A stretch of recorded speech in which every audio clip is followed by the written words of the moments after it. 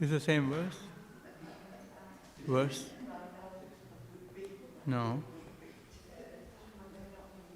Yeah, 16, okay. Not good. No, the rest is the problem.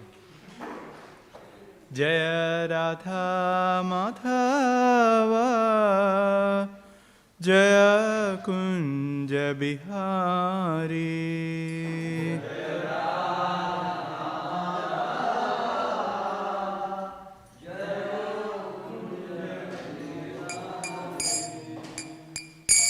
Jaya Radha Madhava Jaya Kunja Vihari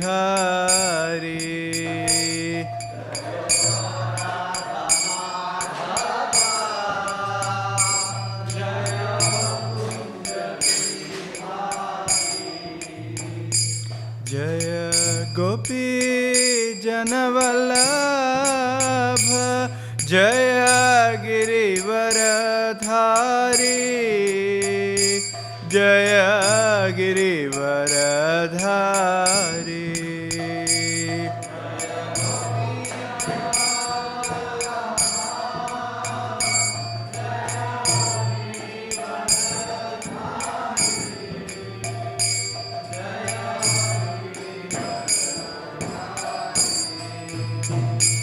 Jaya Gopi Janavallabha Jaya Girivaradhari Jaya Girivaradhari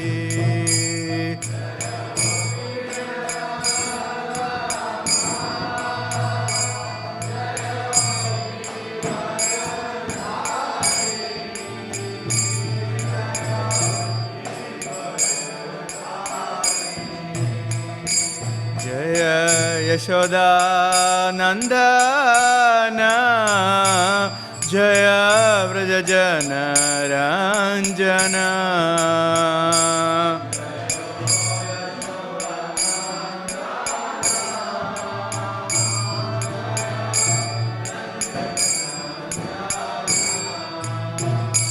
Jaya Yashoda Nandana Jaya Vrajajana Ranjana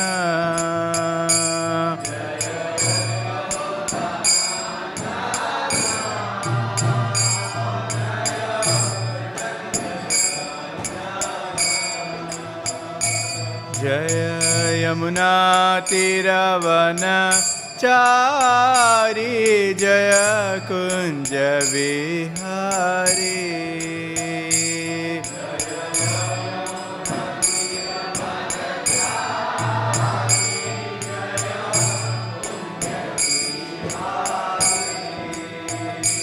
Jaya Yamuna Tiravana Chari Jaya Kunja Vihari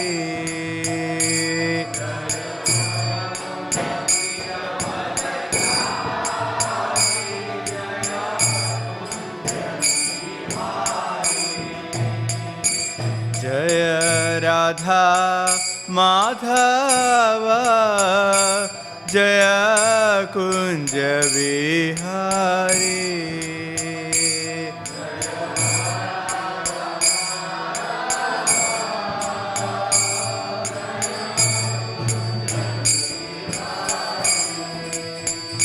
Jaya Gopi Janavallabha Jaya Girivaradhari Jaya Girivaradhari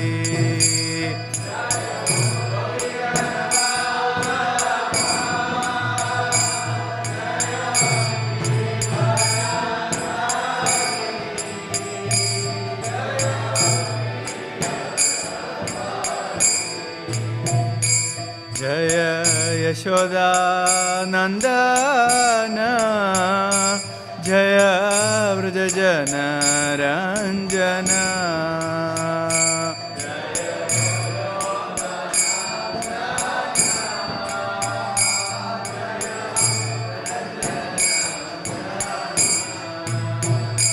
Jaya Yamuna Tiravana Chari Jaya Kunja Vihari.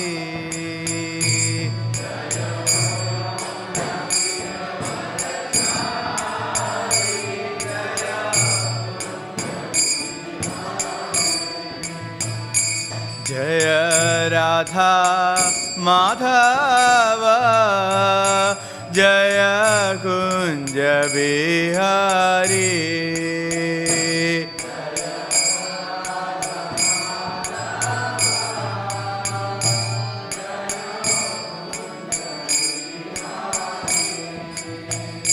Hare Krishna, Hare Krishna, Krishna Krishna Hare Hare, Hare Rama, Hare Rama, Rama Rama, Hare Hare.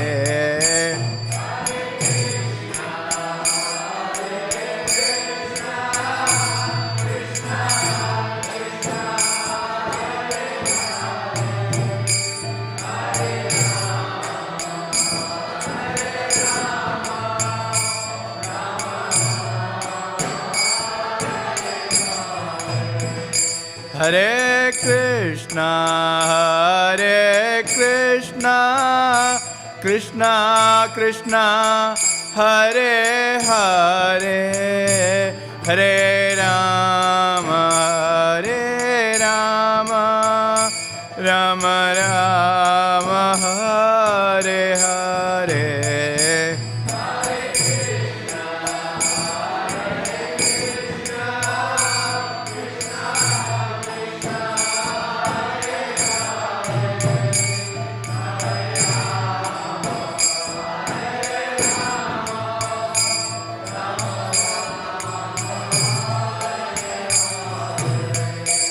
Hare Krishna, Hare Krishna, Krishna Krishna, Hare Hare, Hare Rama, Hare Rama, Rama Rama, Hare Hare.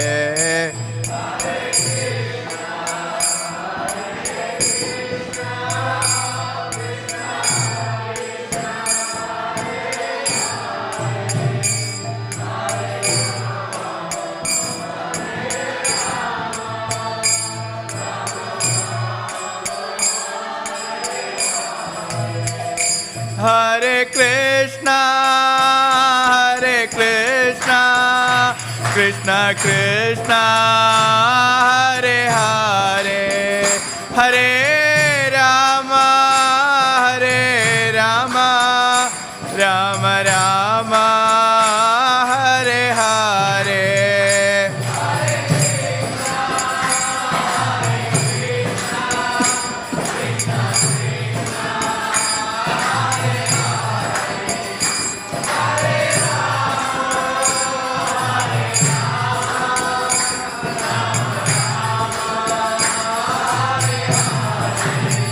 Hare Krishna, Hare Krishna, Krishna Krishna, Hare Hare, Hare Rama, Hare Rama, Rama Rama, Hare Hare.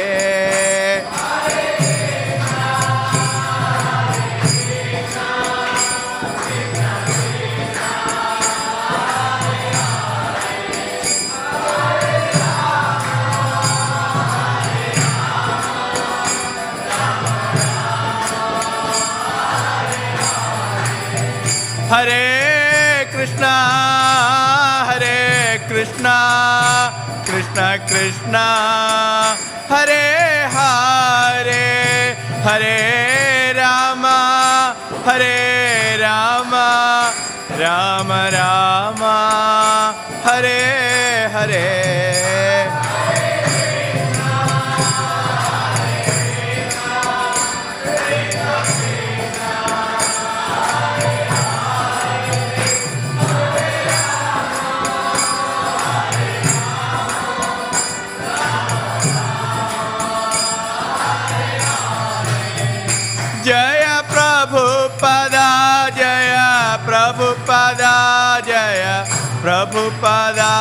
Srila Prabhupada.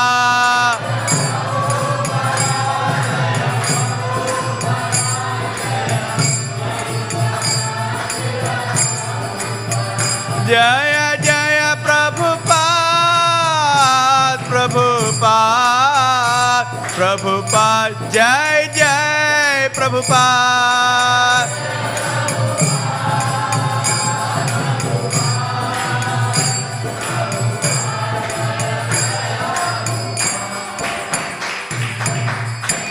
Jai Om Vishnupada Paramahamsa Parivrajagacharya Ashtottara Shri Śrīmad His Divine Grace A.C. Bhaktivedanta Swami Maharaj Srila Prabhupada Ki Jai. Jai Om Vishnupada Paramahamsa Parivrajagacharya Ashtottara Shri Śrīmad Bhaktivedanta Thakur Maharaj Srila Prabhupada Ki Jai. Ananda Kodi Vaishnava Vrinda Ki Jai. नामाचार्य Srila Haridas Thakur की जय. प्रेम से कहो जय श्री कृष्ण चैतन्य प्रभु नित्यानंद श्री अद्वैत गदाधर श्रीवासादि गौर भक्तवृंद की जय. ग्रंथराज श्रीमद् भागवतम की जय. निताय गौर Premanand. All glories to assembled devotees, all glories to assembled devotees, all glories to assembled devotees, all glories to Shri Guru Gauranga, all glories to Srila Prabhupada ki jai. Om Namo Bhagavate Vasudevaya.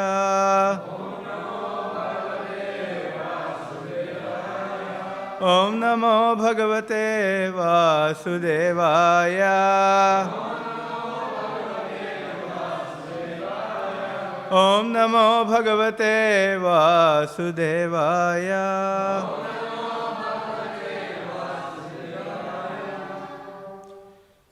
Hare Krishna.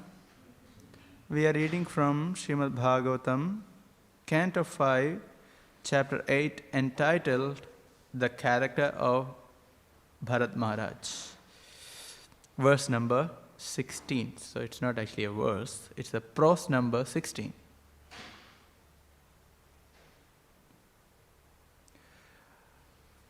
I will read few words together.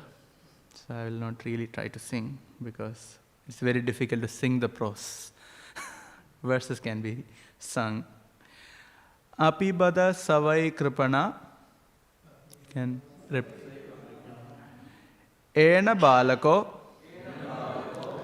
mrita harini sutoho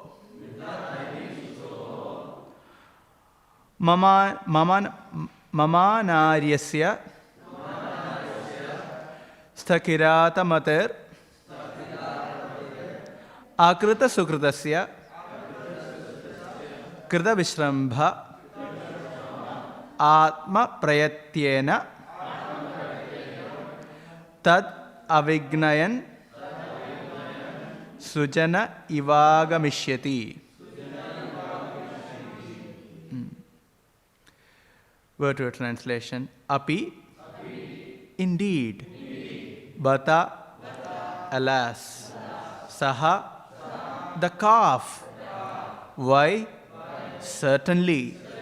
Kripanaha, aggrieved. Ena balakaha, the dear child. Mrita harini sutaha, the calf of the dead one. Aho, oh, mama, of me. Anaryasya, the most ill-behaved. Shatha, of a cheater. Kirata, or of an uncivilized aborigine. Matehe, whose mind is that. Akrita sukritasya, who has no pious activities. Krita vishrambha, putting all faith. Atma pratyayena, by assuming me to be like himself.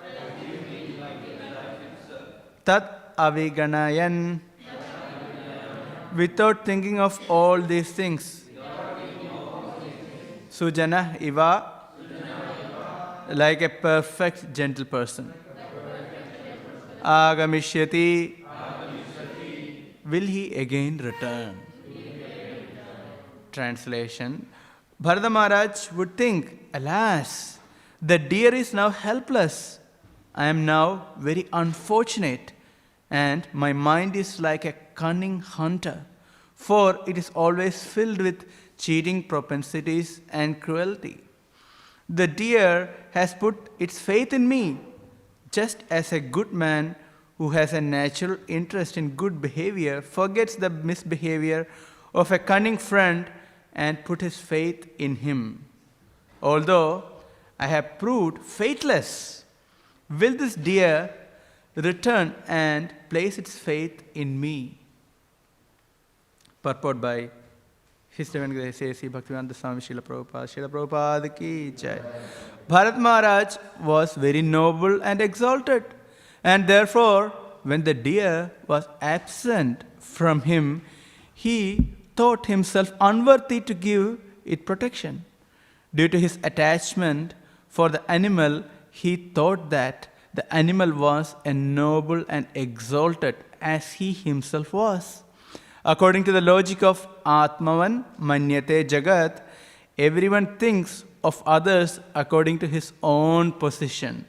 Therefore, Maharaj Bharata felt that the deer had left him due to his negligence, and that due to the animal's noble heart it would again return.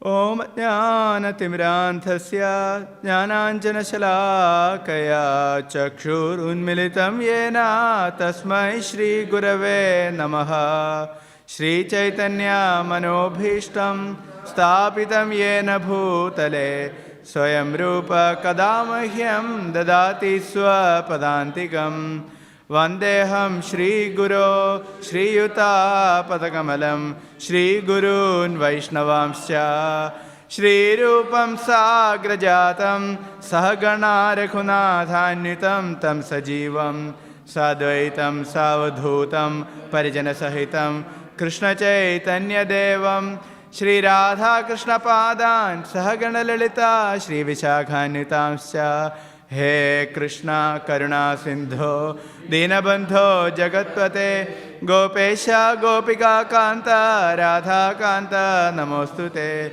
Tapta Kanchana Gaurangi Radhe Vrindavaneshwari Vrishabhanusute Devi Pranamami Haripriye Vanchakalpa Tarubhyasya Kripa Sindhubhya Evacha Paditanam Pavanebhyo Vaishnavebhyo Namo Namaha Jai Shri Krishna Chaitanya Prabhu Nityananda Shri Advaita Gadadha Shri Vasadi Gaura Bhakta Vranda Hare Krishna Krishna Krishna Hare Hare Hare Rama Rama Rama Hare Hare Bhutair Mahatbhaya Ima Puro Vibhu Nirmaya Shete Yatamusha Purusha Bhungte Gunan Shodashatmaka Solang Krishishta Bhagavan Vachamsi Me.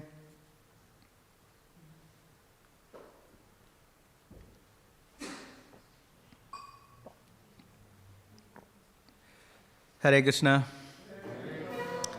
Here, Bharat Maharaj, being attached to the deer, is going on with his fantasies.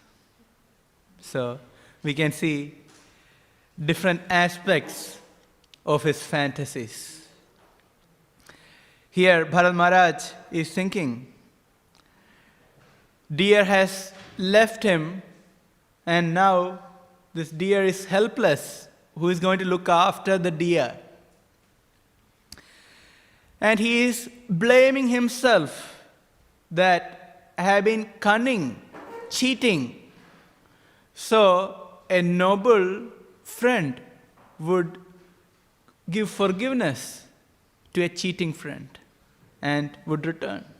In the same way, I hope, I pray that this deer, being very noble, would return to me. See the height of the fantasy. So there are many verses describing these fantasies of Bharat Maharaj. And of course, when we read this purport, one of the most important points that is being described is the mentality of the living entities. What is that particular mentality?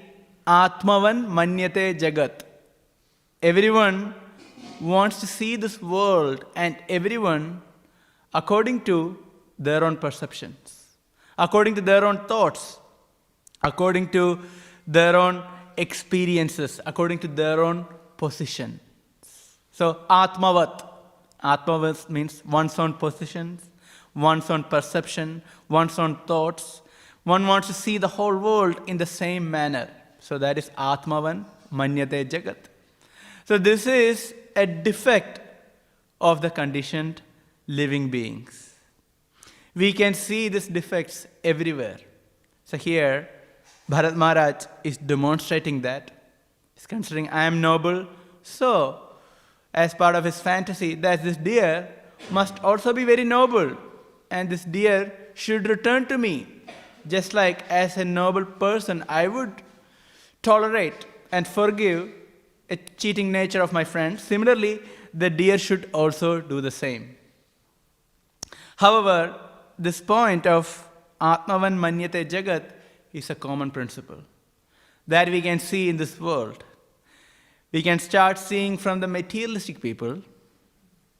The general perception is that whatever ignorance that we have, we also want to impose that ignorance on others.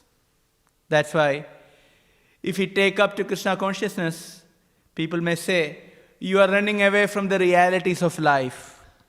Why are you going away without suffering? You are meant to suffer in this world. You have to face the realities of this world. Life is meant to be like this. Have you heard all these kind of things? These are all part of life. So we are pushing ahead the material problems. We will chase material dreams, and that will become the sum and substance of my life. So you should all do the same thing. Why are you going away from these realities? Why are you chanting Hare Krishna? Why are you talking about something above this material body and the mind?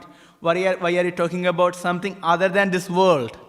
So this is imposition of our own ignorance on others. So indeed, materialists would do that. And when we take up to Krishna consciousness, there will be at least a few people who would propose the same thing. Why are you doing this? You are just pretending. All these people, the devotees, they are just pretending, and why are you getting into it? Come along with us. Let's face the realities together and let's suffer together. Of course, there are some glimpses of enjoyment. We would cherish that, but there are realities of life that is suffering. Let's do it.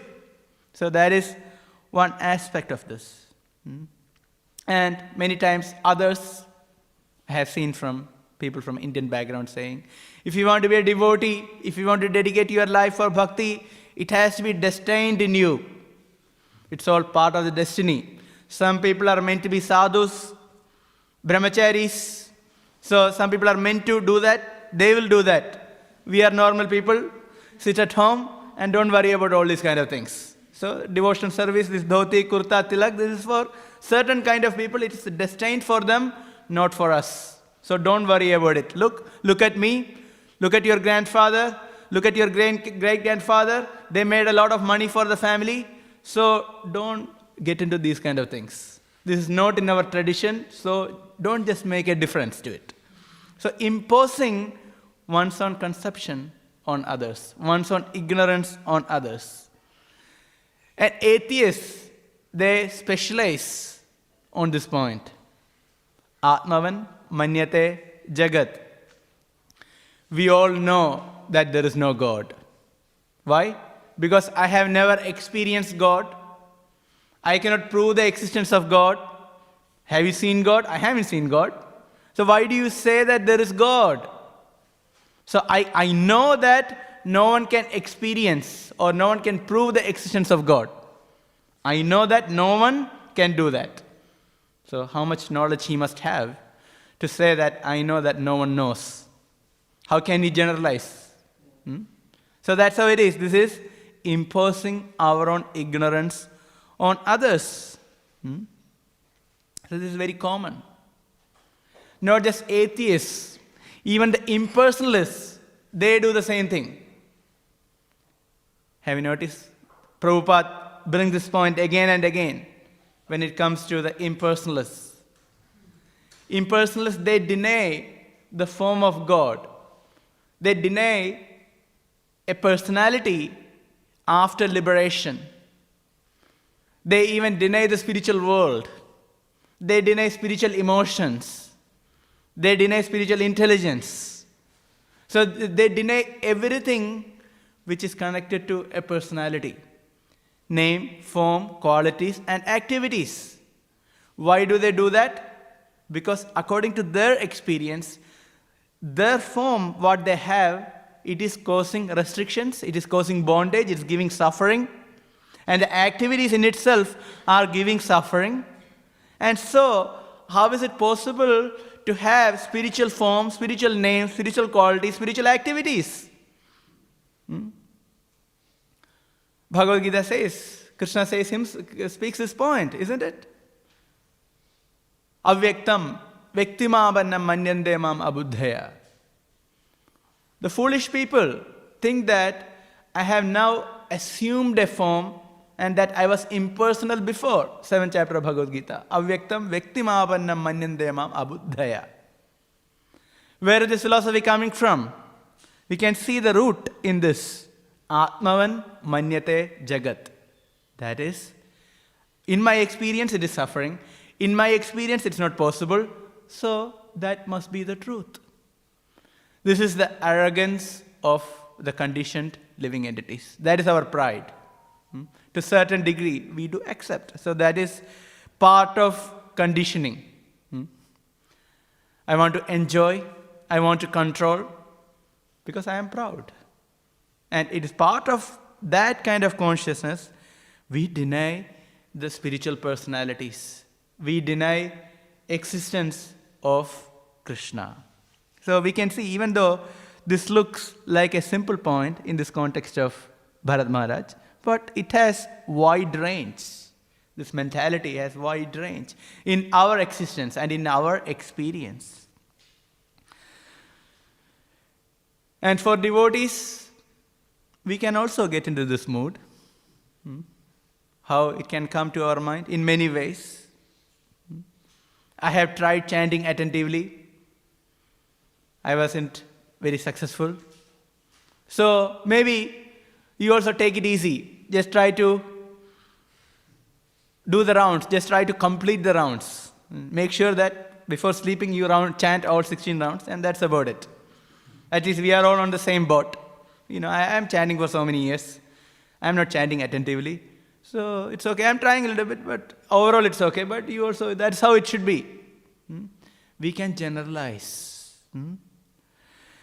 I have been a devotee for 10 years. I haven't read Prabhupada's Bhāgavatam or Chaitanya Charitamrita. I haven't read all these books. So, it's okay. You may also not be able to do that. We may say, okay, take it easy. So we can impose our limitations on others. That can be a problem, isn't it? Because one can go faster than us. They may make advancement much faster than us. That's what we had to realize when we come to Krishna consciousness. Even if may give lecture, even if may preach to some people, we may speak to some people and they may take up Krishna consciousness, but it doesn't mean that I may be more advanced than a new person. It just, in a matter of time, in a matter of few years, the reality will be revealed. That a person who may come to Krishna consciousness after me, he or she make much more advancement than myself in a very short time. Why? We had to accept this process is not just running in one lifetime. It is going on for many lifetimes. So we don't know where they have left their Krishna consciousness in previous lifetimes. So given that, some people may go very fast. Some people may be a bit more slower. That is okay. The point is, we are all going to make progress. And we can all perfect our lives. The hope is there. Srila Prabhupada is emphasizing again and again, go back home, back to Godhead in one lifetime. So the point is, it is possible for everyone to make advancement. The speed can vary, but everyone is making advancement in Krishna consciousness, according to the level of sincerity that we have. So we shouldn't impose our limitations or our anarthas on others. So there also we had to be quite careful about this point, that Atmavan Manyate Jagat. According to our position, we just don't think that everyone else is on the same position. We had to be quite careful. Even speaking scripturally, in the beginning of Bhagavad Gita, to some degree, Arjuna was also going through the same problem. Arjuna wasn't seeing that these people around him, their hearts weren't pure. They wanted to annihilate Krishna's devotees, isn't it? Think about that in that perspective, that the Kauravas, they wanted to give such a trouble to the devotees of the Lord, that to pure devotees of the Lord. Indeed, Duryodhana and party, they tried beforehand to kill Pandavas, to harm Pandavas in so many different ways. And they were not devotees of Krishna, mostly. They weren't devotees of Krishna on the Kaurava side.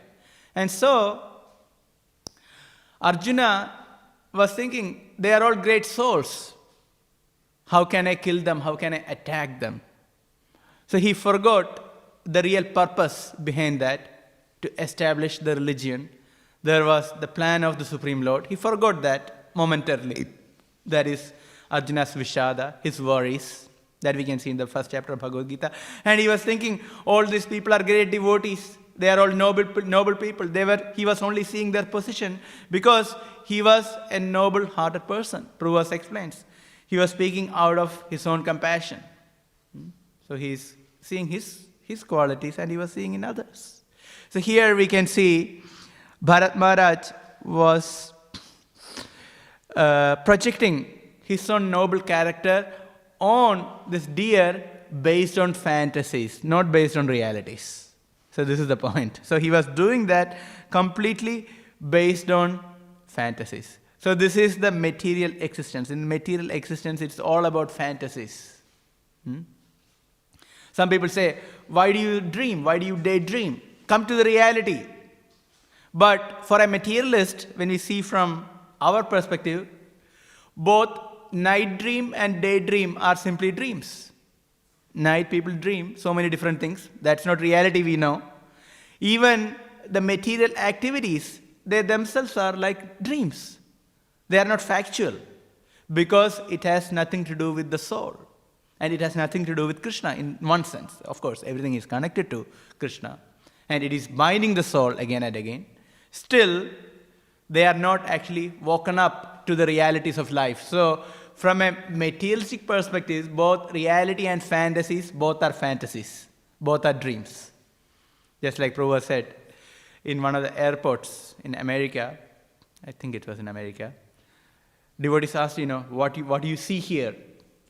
Then Prabhupada said, I see flapping dead bodies. It's a strong statement, flapping dead bodies. What does that mean? He couldn't see the real life, because the real life means serving Krishna, being in Krishna consciousness. The body is moving, there's no doubt. Similar points are mentioned in the second canto of Śrīmad Bhāgavatam, isn't it? Very strongly by Sutta Goswami. He says, if somebody is breathing and if it's not a devotee, that breathing like the bellows of who's that?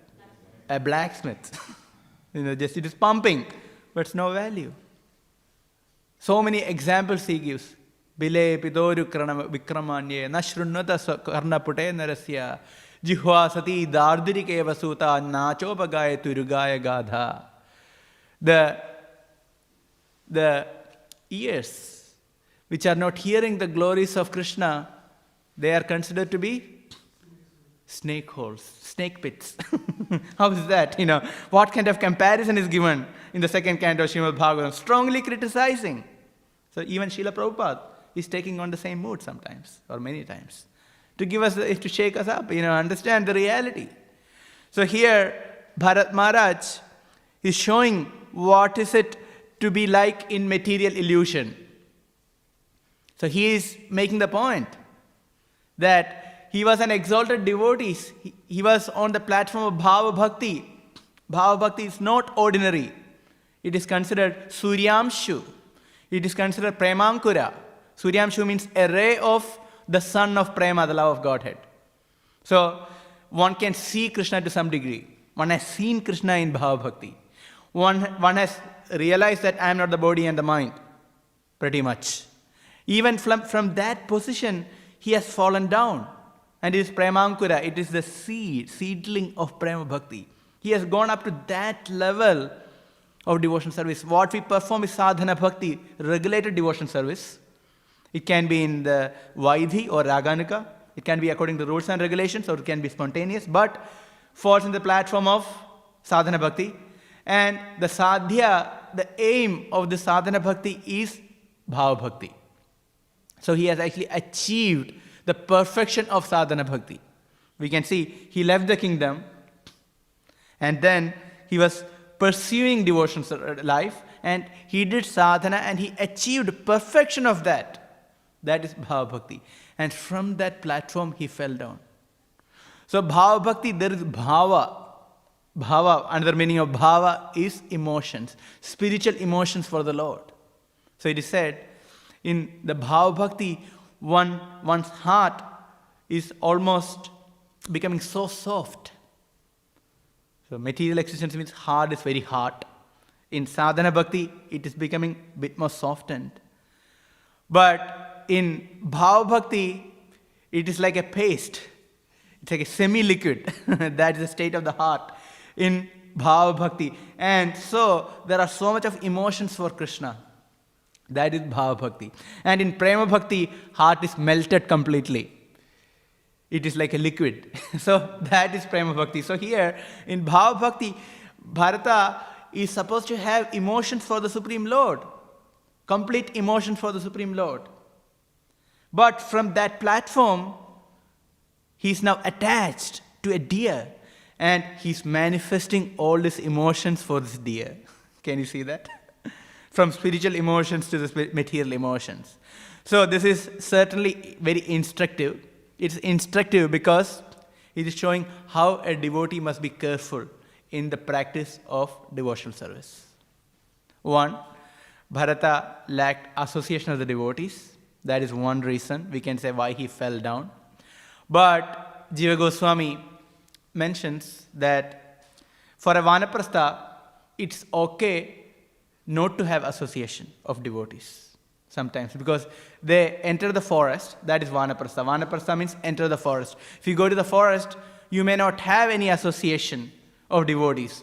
So it is okay to practice without the association of the devotees. One is meant to have such caliber in devotion service. So he could be criticized for that reason, but Jiva Goswami says that there is another deeper reason. He says that even in that exalted platform, one may have to go through the reactions of past Vaishnava aparathas, one's past offenses to devotees. So the offenses to devotees in traces may go on even up to the level of Bhava Bhakti. So here is an example. So Jiva Goswami says one can go, that traces can go even up to that level. So one may even have the reaction for that. So Bharata Maharaj is manifesting that, and at the same time, even one may fall down, still one is completely under the protection of Krishna. So this is very important point. So one may say, yes, the traces of Vaishnava aparadha, offenses to devotees, can go all the way up to the Bhava Bhakti. So where is Krishna's protection? Is Krishna so cruel? No. Krishna is so merciful that he protects. So I will explain that further after going through some of the very important points which are relevant for us from here. So here, let's see, Bharat Maharaj is manifesting his material attachment, his material emotions, right? So in spiritual life, we have, or not in spiritual life, let's see, as sadhakas who is trying to come to spiritual life, initially we have material desires and material emotions, right? If we have attachment, then there is emotion. How does the emotion come? If we have attachment for something, there will be emotions, right? If I don't know someone living in, maybe, few streets ahead, somebody is living there, I don't have any emotions for such a person, isn't it? You don't have any emotions for somebody who you don't know. Because if there is attachment, there will be emotions. It can be good, bad, in between, whatever degree. But if there is attachment, there is emotion. Now, in the material life, initially we have material desires, we have material attachment, and we have material emotions. And when we come to Krishna consciousness, initially we are given spiritual intelligence to cut those material desires and material emotions. And also, if we have material desires and material emotions, that in itself will not fulfill us. I want a big car or a big house or this or that, assume, or I want a big position. That material desire in itself will not fulfill. One needs intelligence to fulfill that desire, isn't it? One needs intelligence, then work on some aspect, and one may get it or may not get it. That is depending on our karma. Let's see. But still, one has to endeavor based on intelligence. So there are material emotions and desires, and one needs material intelligence to fulfill that. So when we come to Krishna consciousness, initially the philosophy is given, because philosophy is going to give us spiritual intelligence that can counteract material intelligence, just mundane material intelligence, which is based on fulfilling material desires. So the philosophy is so important. That's why Bhagavad Gita has a lot of philosophy, and that helps us to understand the temporary nature of this world and how one cannot be satisfied in this world. And Prabhupada says, he gives a very interesting definition for material desires. This is a very profound definition of material desire. He said, material desire is that which cannot be satisfied, that which cannot be fulfilled. Please think about this point. Prabhupada's definition of material desires. Very simple, but very profound. That which cannot be fulfilled. That is material desires. So, when we hear all these things, then we understand, okay, our spiritual intelligence develops, slowly awakens. That helps us. That helps us. Then we can control our material desires. Not only that, with that spiritual intelligence, we know that we have to engage our senses in Krishna's service. We understand we have to chant Krishna's names. So, initially we engage in all these activities based on knowledge, based on intelligence, based on philosophy. Not necessarily based on taste. Of course, even without intelligence, we may have taste for prasadam, which is good. If somebody doesn't have taste for prasadam, it's hopeless, correct? I have seen some people come for the programs and they don't like prasadam because they are so much used to junk food and also drugs, and their palate has changed. They cannot taste prasadam. Think about the sad situation. Generally, anyone can appreciate at least prasadam, especially in this temple. We have so many varieties of prasadam, Krishna's mercy. So, at least people can appreciate prasadam. So that is a direct experience. Even some people cannot even appreciate deities because they see it as dolls, so it's different. But at least prasadam, when it comes to prasadam, there are no arguments. People can appreciate. But otherwise, we need intelligence for our practices, for chanting, for doing devotion service. So that helps. And of course, sometimes the nice behavior of devotees, that is also very attractive. So that is attractive for new people because they think, devotees are such a nice people. It's very important for preaching. How we act, that is a important preaching, how we act and how we speak. So, from material emotions, material intelligence, we are coming to the platform of spiritual intelligence. And when this spiritual intelligence kicks in, we can practice steadily. We'll be able to get up in the morning. We come and we'll chant Hare Krishna Maha Mantra. We attend Guru Puja. We hear Śrīmad Bhāgavatam. We have prasadam. We associate with the devotees. We engage in service. Because now there is some spiritual intelligence. So when I talk about spiritual intelligence, one nice verse comes to my mind by Yamunacharya, quoted in Sanatan Shiksha in Chaitanya Charitamrita, very important section, where he quotes, Krishna Kaviraj Goswami quotes this verse saying, Kamadinam katina kathita palita durnidesha. Kamadinam katina kathita. I don't know how many trillions of material desires that I have tried to fulfill. I try to fulfill all my senses in all different ways. Katina kathita, I don't know. So many material desires I have tried to fulfill, and so many material senses in so many species that I have tried to fulfill. Palita, I have obediently obeyed. I have obediently followed all my senses' demands and all my mind's demands. But my senses and mind are like bosses who have no mercy. If you try to serve a boss, you keep doing whatever the boss is telling, but you don't get rewarded. Think about that. Do you want to serve such a boss? He's never satisfied. No appreciation whatsoever. Kamadinam katina kathita palita durnidesha. Durnidesha. He says it's not a good advice. Durnidesha, bad advices. Tesham jata na karuna na trapa no pashanti. And this boss has no karuna, no mercy, no tolerance. If I don't eat one time, my belly is going to tell, give me food. Right? If there is no sense gratification, the senses are demanding, give me, give me, give me. No tolerance. He's talking about our own senses. Now, upashanti, never satisfied.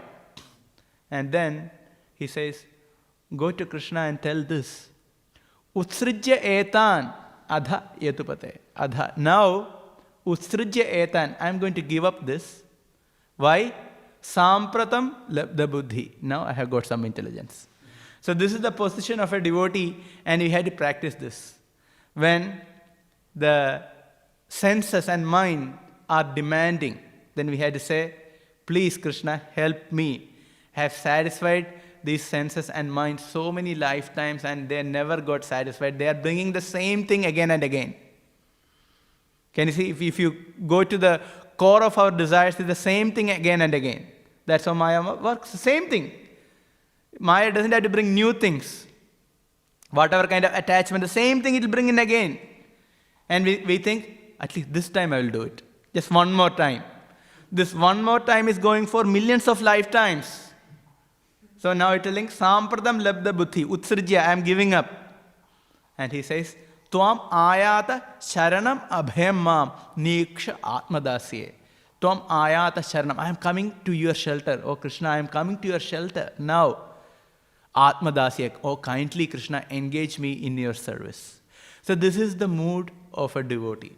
So that's where, when one acts on the platform of spiritual intelligence. So we have to study Shastra because we need some spiritual intelligence. When the mind is speaking, we need our spiritual intelligence to counteract. If that doesn't happen, we will follow our mind and we are in trouble. So again, material desires, material attachments, material emotions, and here is this material intelligence to fulfill those desires. So step 1, spiritual intelligence. Step 2, so that's what we are all looking forward, right? Step 2 is how to come to the platform of spiritual emotions. At least for certain things, we will have spiritual emotions, as I mentioned earlier. We will have spiritual emotions for prasadam. So there's a nice prasadam, we are attracted. Nice feast.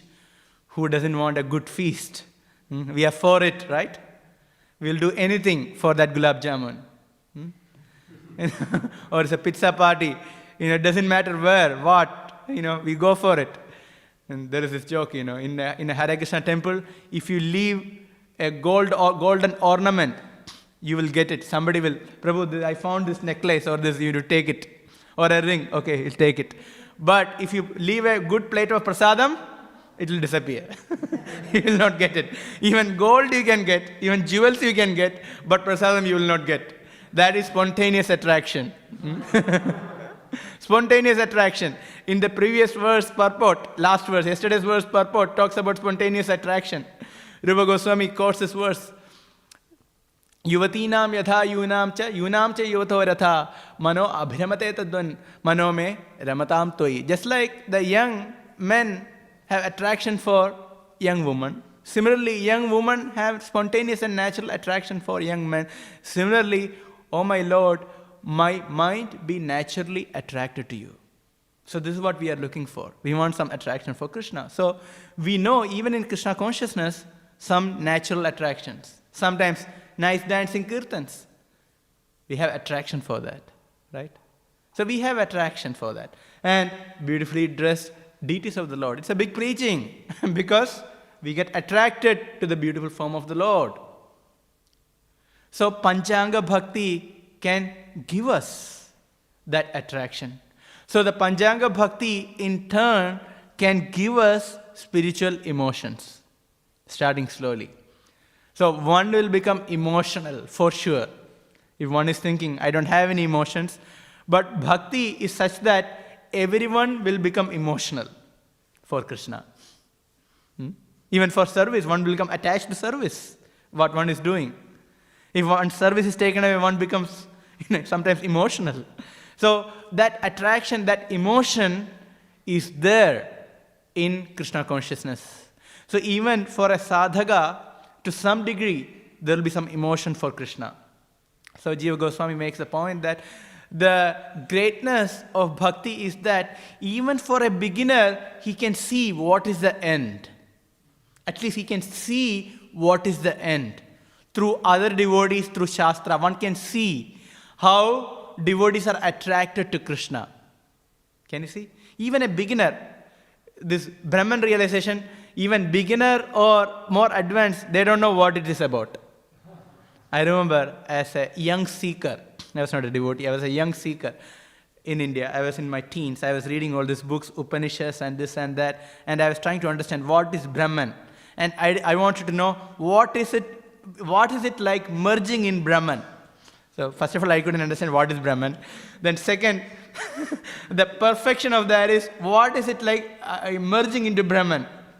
So all these books were from my dad's library. So I asked my dad, what is it like? Can you please explain to me what is it like, merging into Brahman? I have seen this Brahman and that. I've read all this, but I cannot understand. So I'm a seeker, and I'm trying to understand. And he told quite a few things, and I couldn't understand anything. But I understood that he also couldn't understand. At least that much I could understand.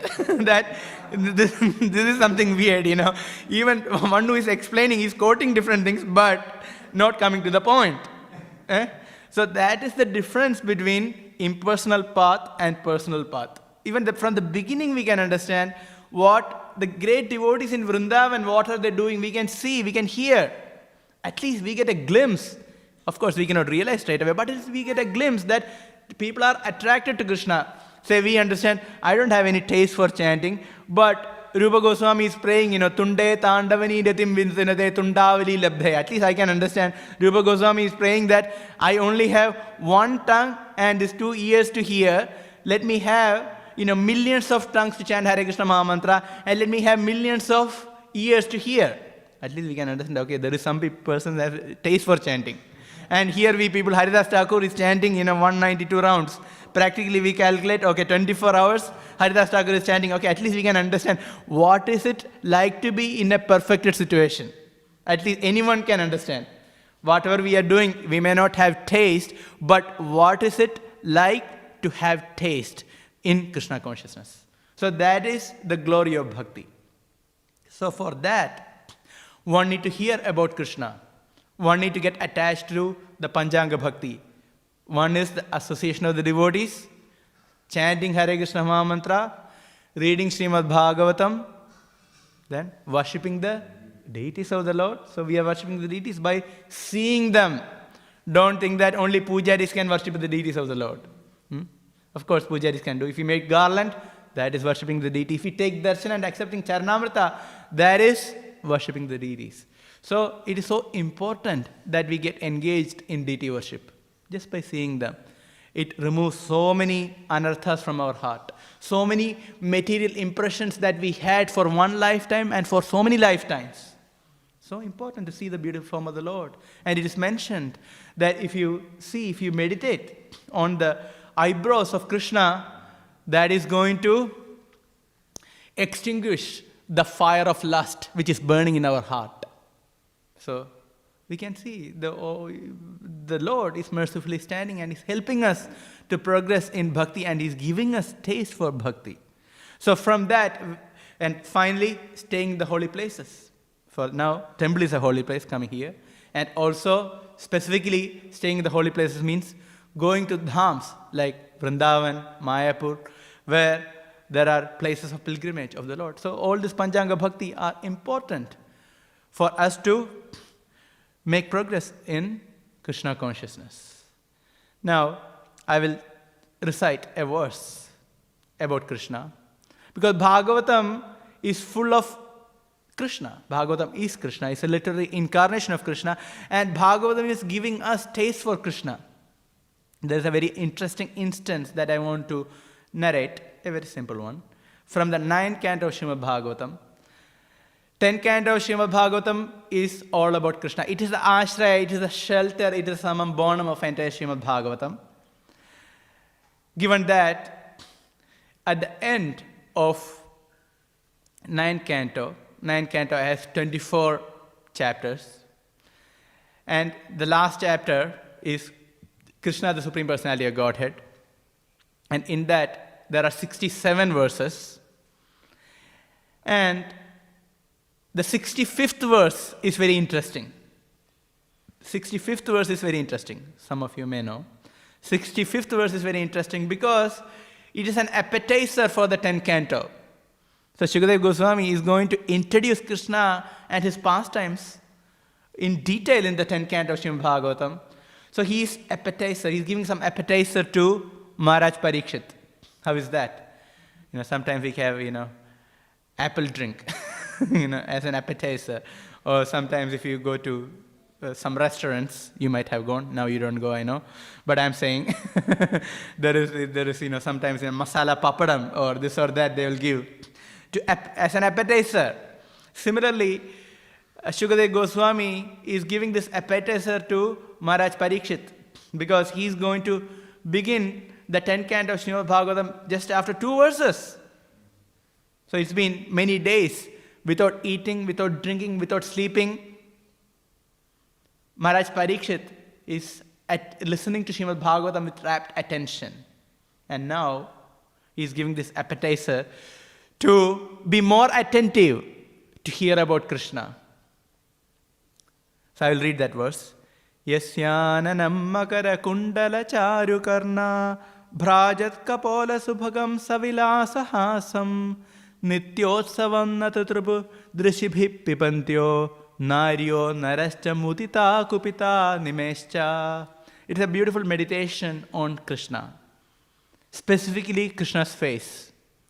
Why that verse is given? Because Śrīmad Bhāgavatam is going to enter into the face of Krishna, the smiling face of Krishna. That is 10th canto of Śrīmad Bhāgavatam. So as a precursor, Shukadeva Goswami is narrating this verse about Yasyananam. Yasya means whose. Ananam, face. His face is decorated with Makara Kundala. Makara Kundala. What is the meaning of Makara Kundala? You should know. All of you may know. What is Makara Kundala? Exactly. It is decorated with shark-shaped earrings. Where else do we hear about Makara Kundala? In Damodarashtakam, right? Makara Kundala, his earrings are so beautiful. Makara Kundala Charu Karna. Karna, you know Karna, right? Karna means the ears are Charu. Charu means very beautiful. We don't usually say that your ears are very beautiful. Even may have our romantic period, but still, we don't say that, your ears are looking very beautiful. Have you ever said that? Probably you may not have said that point, But here, when you talk about Krishna, Yasyananam Makara Kundala Charu Karna. So his even ears are so beautiful. Bhrajat Kapola Subhagam. His decorated forehead. Kapola means the forehead. His decorated forehead is full of opulence. So try to understand Krishna. Each and every limb is so attractive. Such a wonderful meditation. So Bhrajat Kapola Subhagam. Bhrajat means decorated. Kapola means the forehead. Subhagam, it is full of opulence.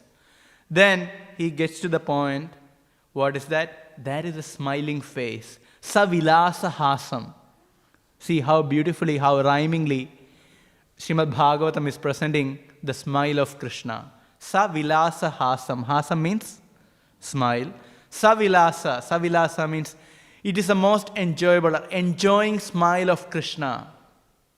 If you are getting attracted to the smiling face of this material world, please try to look at the smiling face of Krishna. Because the smiling faces of material world is cheating. That smile will not last very long. But Krishna's smile will last forever. Okay? So, Savilasa Hasam.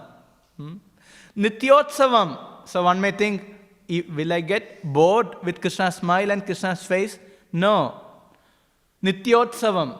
Nityotsavam means it is an eternal festival. Krishna's face is an eternal festival for his devotees. It's an eternal festival. Can you think about, we know the enthusiasm for a festival, right? If there is a Janmashtami, if there is a Radhashtami, we fast. But still we are happy to chant and dance and do service. Devotees are begging for service. Can we get some service? So that is Nityotsavam. So Krishna's face is like a festival for the devotees. Nityotsavam, then Shukadeva Goswami makes this point that na tatrupu. One will never get satiated by seeing Krishna's form, Krishna's face. Rather, to opposite to that, he says, Drishibhi pibantyo. Drishibhi means with the eyes. Pibantyo, one is drinking the beauty of Krishna. Drishibhi pibantyo. Then he says, Krishna, one may think he's a male, right? Of course, he's the Adi Purusha. He's the ultimate male. He's the original male. But he says, it's not that women get attracted to Krishna. Please don't misconstrue in that way. Naryo narascha muditaha. Naryo means the woman and nara means man. Both men and women are attracted to Krishna. In Vrindavan or his devotees, all of them are attracted to Krishna. If you read 10 canto of Śrīmad Bhāgavatam, you can see it's not just the men and women are attracted to Krishna, but the animals are attracted to Krishna. The trees are attracted to Krishna. Even the demigods are attracted to Krishna. Everyone is attracted to Krishna. Even the flowing river is attracted to Krishna, such that hearing Krishna's flute, the Yamuna river cannot flow. Rather, it is making a whirlpool. It is making a whirlpool because it cannot flow. It is also stunned, and for river to be stunned is creating a whirlpool, and it is offering its lotus flower to the feet of Krishna. So everyone is attracted to Krishna. So not just Naryo, Narascha Muditaha. They are so happy seeing Krishna. They are in ecstasy seeing Krishna. But at the same time, Kupita. See, they are Mudita, but at the same time, they are Kupita. What is Kupita means? Very angry. So all these devotees in Vrindavan, they are very happy, they are blissful, they are in ecstasy, but at the same time they are very angry. Why are they angry? Kupita Nimeshcha. They are very angry about Brahma, Lord Brahma, the creator, for creating eyelids for the eyes. Because Brahma has created the eyelids for the eyes, they cannot see Krishna momentarily because eyelids have to close. So they are criticizing Krishna. What kind of creator are you? You cannot create anything perfectly. So in Gopikita also, gopis, they make the same point. Jada udiratam prakshma krudrisham. Jada, the creator, he's a jada, he's a dull-headed person. He's talking about Brahma. They are talking about Brahma. He's dull-headed because they prakshma krut, the eyelids, he hasn't done a good job. He's criticizing. So that is the attraction of devotees of Krishna. And now, coming back to this pastime, so does Krishna protect such devotee as Bharat Maharaj? Indeed he will. So what Krishna is doing in this? Krishna wanted to purify Bharat Maharaj, and he didn't want Bharat Maharaj to go on a prolonged life. Can you see that? He didn't want Bharat Maharaj, of course, he left his palace when he was young and strong. He left his wife, kingdom, riches, everything he left. And he engaged in devotion service and he reached almost perfection in a short time. So indeed, he has to go through a long lifetime before reaching Krishna. And Krishna was eager to get him. And at the same time, he wanted to give some token reaction for his offense. And so he thought, okay, let him go through this lifetime. And probably he may have to go through many other lifetimes before getting to Prema, but I want him as soon as possible. So he made the arrangement so that he got attracted to the deer, he got the deer birth, but then itself, he was perfect. He perfected the life in the deer birth. He had no contamination in the deer birth because he was only thinking about Krishna and he was associating with devotees and hearing Bhagavatam about Krishna. And then end of the deer's life, he was a perfect devotee. He was already on the Prema Bhakti. Even in the Jadabharat body, he was a Prema Bhakta. Because if you read Bhagavatam, you can hear this point, that deer was thinking about Krishna when the deer was leaving this world. It is not ordinary. So he was a pure devotee as Jadabharat. And that's why he acted as Jada. He said, I have nothing to do with this world. He acted dull and dumb and deaf and he didn't want to do anything with this world. He just wanted Krishna and that's all. So Krishna protects and he is eager to get a living entity back to himself more than the devotee or a living entity himself or herself. So that is the eagerness of Krishna. So we can see that in this pastime. So Krishna is very merciful and eagerly waiting for his devotees. So in conclusion, we discussed about Atmavan Manyate Jagat, how we impose our own limitations and positions on others. Second, we also discussed about the fantasies of Bharat Maharaj, and we saw that there are material desires and emotions, which is supported by material intelligence, which has to be converted by spiritual intelligence to spiritual emotions. And for that, we had to perform Panchanga Bhakti. And in this pastime, Krishna is eagerly waiting for his devotees to come to him. With this, I stop. Is there any questions or comments?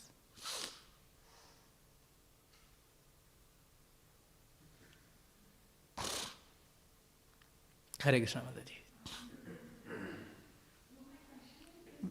We have a mic or no? So is there any difference between the affection and the attachment? I want to know the difference between the affection and the attachment. So I am heard you explain that we should have an affection for the kids, but not the attachment. Because that will lead to attachment. Yeah, I'll repeat the question. Question is, how can we place our affection and attachment in our life? Because we say we need to have affection, not only for kids, we need affection for devotees also. It is very important to have affectionate relationship between the devotees, isn't it? Otherwise, it's a real problem. Of course, because of our conditioning, we may act otherwise. Still, we need to understand, we need affectionate relationships. So certainly to kids we have to be affectionate, and it is very natural position to be affectionate. Now, specifically speaking about kids, even on a material platform, if one is affectionate and one is just attached, that can lead to problems. So not just for devotees, for anyone, just attachments to one's own kids can create problem. What is a classic example from scriptures? No. A very, very famous example. One who is just attached to the child. Dhritarashtra, very good, full marks. Dhritarashtra, you see? Dhritarashtra was so attached. Okay, he had affection, it's natural, because it's natural to have an affection for the father. But that affection was there, but it led to attachment on a material platform. Okay, forget about spiritual things. It led to an attachment so that he couldn't correct, he couldn't discipline his son. If the affection, if properly placed, then that affection can be used to correct one's own child and to direct to the right path. Dhritarashtra couldn't do that. This is a material example. At that point, he was not a devotee. So even on a material platform, one has to understand what is real affection and what is attachment. If it is just attachment, whatever he or she does, I will tolerate. That is attachment. We can see many parents in this world are on that platform. Whatever he or she likes, my kid, whatever he wants, let him do. If he is happy, it is fine. This is simply attachment. In one sense, we can say attachment. In other sense, we can say they don't care. You understand? If you really think they don't care, that is another reality. They are attached to their own body and they don't want to be bothered with everything. So, but at least if we consider the good sense, still that attachment can lead to problem. Then for devotees, we see that we have affection and we need affection to look after. And in the affection, we see Krishna is also part of our affection. So it's not that just my child and myself, but Krishna is also part of the equation. So there is no two-way relationship. There is no relation between two people. There is always a triangular relationship. So why this triangular relationship is important when we taking care of children? It may not be such a problem now, but when time comes, they choose their path. We have joined ISKCON because of our own consciousness, because of our own free will. It was our choice. As I have, another devotee is making this point that the devotee kids haven't joined ISKCON yet. So they have to join ISKCON. So that time we cannot impose. We are attached, but we cannot do. We had to give their independence. It is their choice. We give all the right circumstances and they are living their life. But at the same time, out of affection, we can correct. We can give the right path.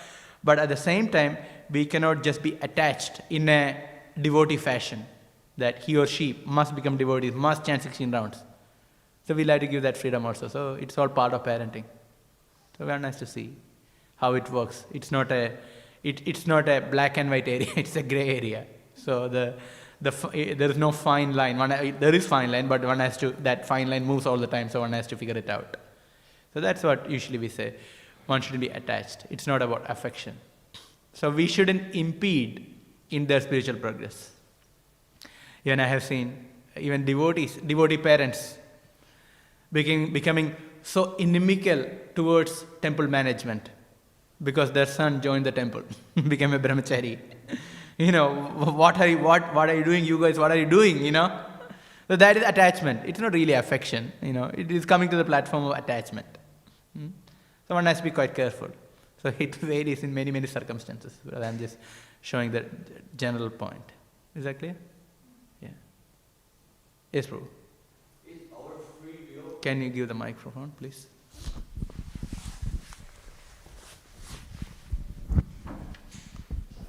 Is our will God's will too? Free will? Our free will is God's will? No, it is because of God's will. Our free will is because of God's will, otherwise we will not have free will. So it is because of God's will, but our free will is not His will. Whatever we decide, it's not will of the Lord. It's not, it's our own view. Yeah, it is our free will. So we are making choices. So we need to have sufficient knowledge and guidance so that we can make the right choices. Perfect. That's why we are responsible. Otherwise, if everything is imposed on us, then why we are blamed for? Hare Krishna, Prabhu. Hare Krishna, Prabhu. So, wonderful class, Prabhu. But just a comment on attachment. To understand that concept, one can think of a Siamese twin. I'm sure everyone knows what a Siamese twin is. The twins born joined together, conjoined at the time of birth. So that's the attachment in the material world. In that you find that one twin is crying, the other twin is also crying. One twin is having pain, the other twin is also having pain. One twin goes through emotions, the other twin also goes through the emotions. So similarly, when we are attached, we go through the same pain and emotions and negative vibrations of the other person. And therefore, one should be showering affection but not be attached. To give an example, if my child is having some health problem, I become attached and therefore I may not be able to serve or I may not be able to take appropriate action.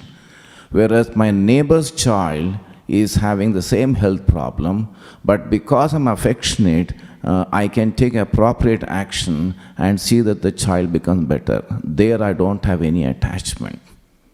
Even in the example of doctors, a doctor does not treat himself because, or doctor does not treat his own child because of the attachment. He may fumble in the treatment. Thank you. Thank you. It is a good comment. Nice. Thanks for that. Any other questions? Yes, Mataji.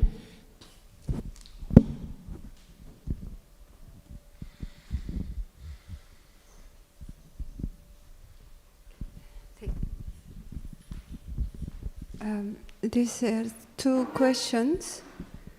Well, it's based reflecting on Atmavam Manje Jagat as a natural propensity of the living entity that goes in a different stage of evolving process.